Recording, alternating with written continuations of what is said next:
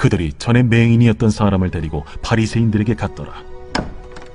예수께서 진흙을 이겨 눈을 뜨게 하신 날은 안식일이라. 그러므로 바리새인들도 그가 어떻게 보게 되었는지를 물으니, 그 사람이 진흙을 내 눈에 바르매 내가 씻고 보나이다. 바리새인 중에 어떤 사람은 말하되, 이 사람이 안식일을 지키지 아니하니 하나님께로부터 온 자가 아니라. 죄인으로서 어떻게 이러한 표적을 행하겠느냐?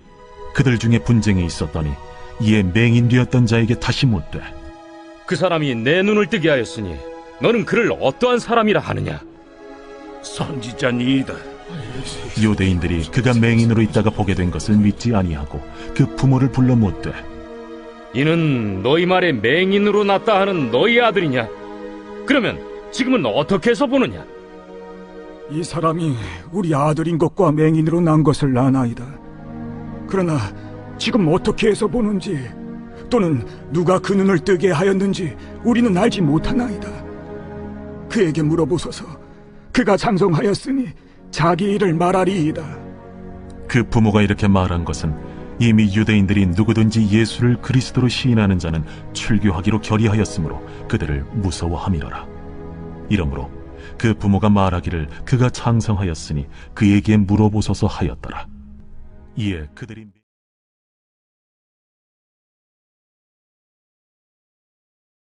오늘 우리가 볼 말씀은 요한복음 9장 13절에서 23절까지의 말씀입니다.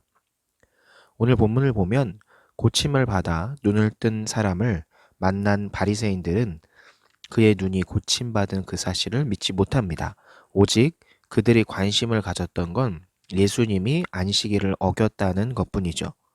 그러니까 서로 의견이 분분해지자 그들은 남자의 부모를 불러 확인합니다. 그러니까 이렇듯 바리새인들은 예수님이 행하신 기적을 눈으로 보고 귀로 들었음에도 믿지 못하죠. 사실이 꼭 믿음을 만들어내는 것은 아닙니다. 그래서 눈앞에 있는 사실이 정말 어떤 의미를 갖고 있는지를 우리가 곰곰이 생각해보고 믿음의 눈으로 하나님이 어떠한 의미를 가지고 이것을 보여주시는지를 잘 보고 그 의도를 파악해서 하나님을 믿는 믿음을 키워가야 합니다. 더 자세히 보면 오늘 본문에는 사실을 보고 들어도 믿지 않는 사람들의 이야기들이 들어있죠. 바리새인들은 날 때부터 맹인된 사람이 앞을 보게 된 사건을 믿지 않았습니다. 그들에게는 세 가지의 증거가 있었는데 그 사람을 데려온 이웃들의 증언, 그 사람 자신의 증언, 그리고 맹인의 부모의 증언이 바로 그것이죠. 이러한 성경적이고 명백한 증거들을 듣고 보면서도 바리새인들은 예수님을 인정하지 않았던 겁니다. 무엇이 이들에게 문제인 걸까? 우리도 전도를 하다 보면 기독교를 향해서 조롱 섞인 말을 많이 하는 사람을 만나게 됩니다. 그들은 하나님을 한 번만 보여주면 믿겠다. 기적을 일으키면 믿겠다라고 이야기합니다. 눈으로 확인하고 싶은 거죠. 그런데 진짜 하나님을 한번 만나보면 흔들리지 않고 믿을 수 있을까? 이런 질문을 한번 던져보면 그러니까 광야에서 이스라엘 백성은 매일 구름 기둥과 불 기둥을 보면서 만나와 메추라기를 먹었지만 하나님에 대한 원망을 멈추지 않았거든요. 이것이 하나님이 계시다는 사실을 확인하지 못해서인가요? 아니죠.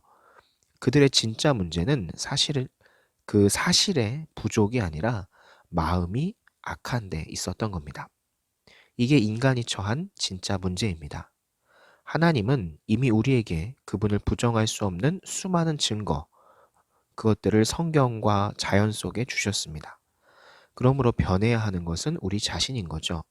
하나님의 신성, 능력을 보고도 들으면서도 믿지 않는 우리의 악한 마음이 문제인 거지 사실이 증명되는 것이 부족한 것이 문제가 아니라는 겁니다. 여러분, 사실이 믿음을 만들어내는 게 아닙니다.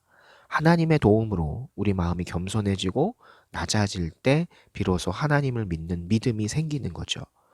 그러므로 사실을 보여달라고 기도하기보다는 우리 자신이 하나님을 믿는 믿음을 갖게 해달라고 기도하는 것이 더 중요하다는 거죠.